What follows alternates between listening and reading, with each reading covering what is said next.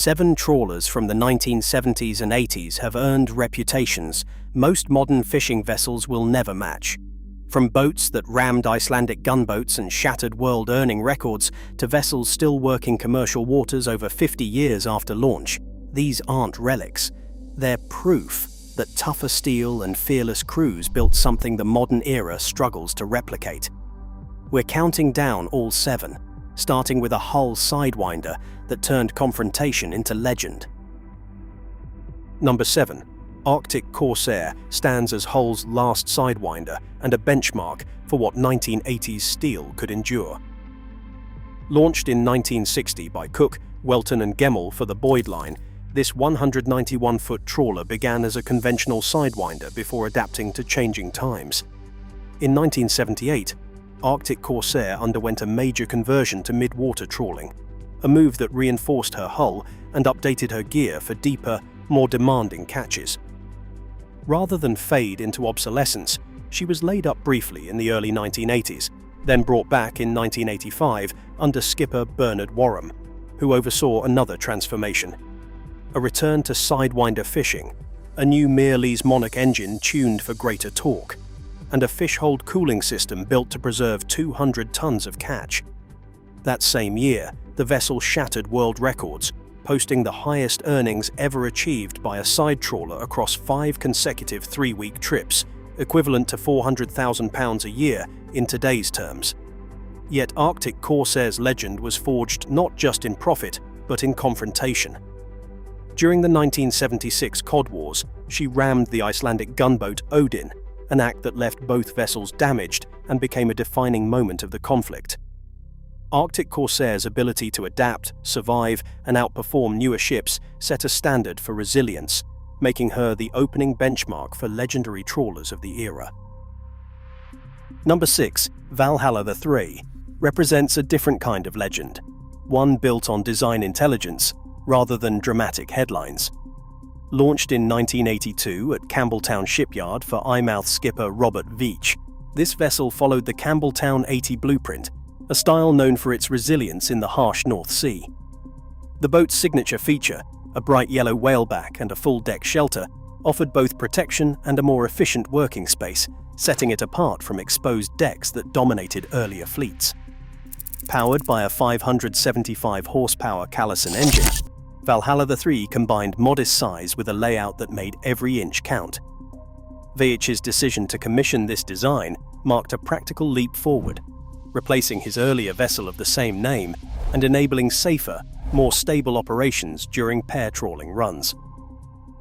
In 1989, after Veitch moved on, the boat was renamed Fisher Rose II, continuing its career under new ownership.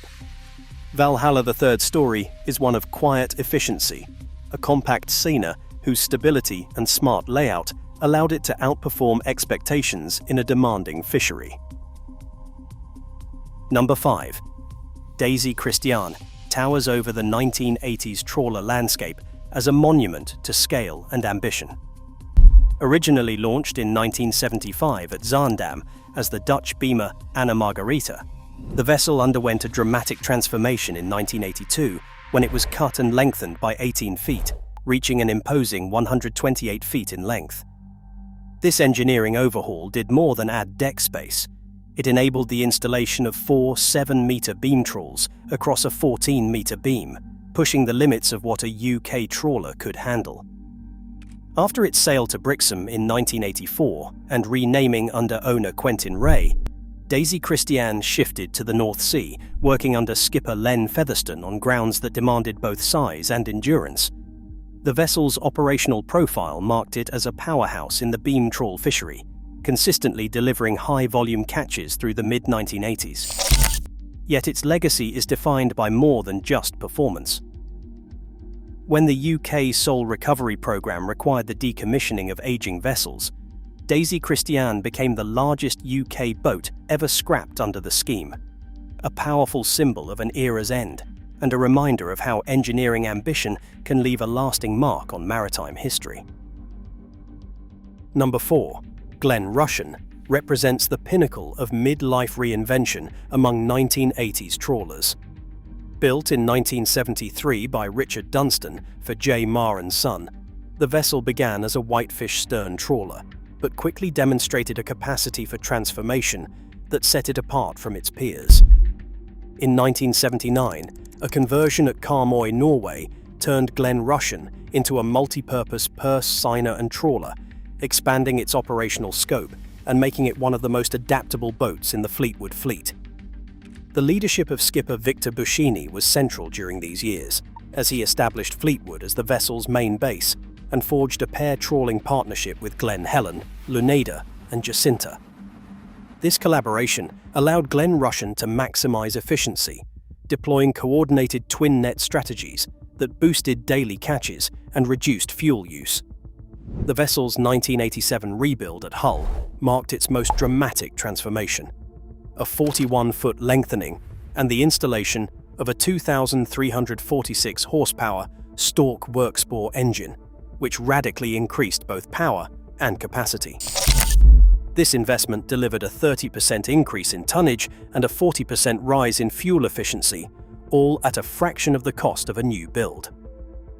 Glen Rushen's story is one of continuous adaptation, showing how radical engineering and operational flexibility can extend a vessel's working life and keep it competitive in changing markets. Coming to the top three, Mystic 3 proves that focused design can surpass raw size in the world of 1980s trawlers. Delivered in 1980 by J&G Forbes at Sandhaven for Fraserburg skipper Billy Cow, this 74-foot transom stern vessel was built specifically for midwater pair trawling, a method that relied on close teamwork and precise gear handling. Mystic 3 was equipped with 3 refrigerated seawater tanks, allowing the crew to keep herring catches fresh for longer runs along Scotland's east and west coasts, as well as the Irish Sea. The vessel's operations were tightly linked with Tony Cow's Wisteria 2, forming a disciplined pair that became renowned for their efficiency and reliability in the herring fishery. Instead of chasing versatility or sheer tonnage, Mystic 3 was optimized for one purpose: maximizing herring landings through specialist equipment and coordinated working. This approach delivered consistent results, earning Mystic 3 a place among the most respected trawlers of its era, an example of how targeted adaptation could outclass larger, less focused modern boats. In second place, Levine stands as the Brixham Survivor, a vessel whose reputation for toughness was forged in crisis and extended through reinvention. During the early 1980s, Levine worked as both a trawler and a scalloper, operating from Brixham and the wider North Sea grounds. The defining moment came in 1982, when the nearby scalloper Joanna C struck a wartime mine. The explosion sent shockwaves through both vessels, leaving Levine damaged and her crew scrambling for emergency repairs. Marine Accident Investigation Branch reports detail how the blast compromised the hull, flooded the forward hold, and forced the crew to stabilize the vessel before limping into Harwich. Rather than mark the end, the incident became the start of Levine's second life. After repairs, the hull was strengthened, and she was converted to beam trawling, often sailing from Padstow and adapting to new fisheries. In July 1986, Levine was sold to a Belgian skipper in Oostende, renamed Natasha, and began a new chapter as a shrimp beamer. Upgraded with a Mitsubishi 2,000 horsepower engine and adapted for Belgian waters, the vessel continued working for decades. Levine's arc, from near catastrophe to reinvention and long afterlife, sets her apart from specialist boats that never faced such trials or survived so many transitions. And finally, in first place, Will Watch stands as the ultimate survivor of the 1980s trawler era, a vessel whose working life has spanned continents, economies, and decades of change. Built in 1973 by Ferguson Brothers in Glasgow for Thomas Hamling of Hull, the ship entered service as St. Benedict at a cost of £1.5 million, a significant investment for its time. From the outset, St. Benedict was a technical leap forward, the first UK trawler equipped to haul one trawl while shooting another, thanks to a dual-winch, dual-console system that cut turnaround time and boosted efficiency. This innovation allowed crews to maximize every hour at sea, setting a new bar for operational productivity in the British fleet. The early 1980s brought industry collapse to Hull, and St. Benedict was laid up as the local fleet shrank. Briefly, the vessel passed to Moroccan ownership, renamed Al Mustafa, but the loss of its fishing license there forced another transition. Rather than fade into obscurity, the ship found new life in 1986, departing for New Zealand and joining the Sealord Group fleet. Renamed Will Watch, the vessel adapted once again, this time to the demands of the Southern Ocean, running mixed-species trips targeting hoki, snapper, and squid. Decades later, Will Watch remains in active service, a rare achievement for any trawler built in the early 1970s. Its robust steel hull, adaptable deck layout, and pioneering gear have allowed it to outlast not just its original cohort, but also generations of newer, supposedly more advanced boats. In a world where most commercial vessels are scrapped after 20 years, Will Watch's ongoing career is the clearest proof that sound engineering, operational flexibility, and a willingness to reinvent can deliver a lifespan that modern builds struggle to match. Across all 7 vessels, one truth stands out.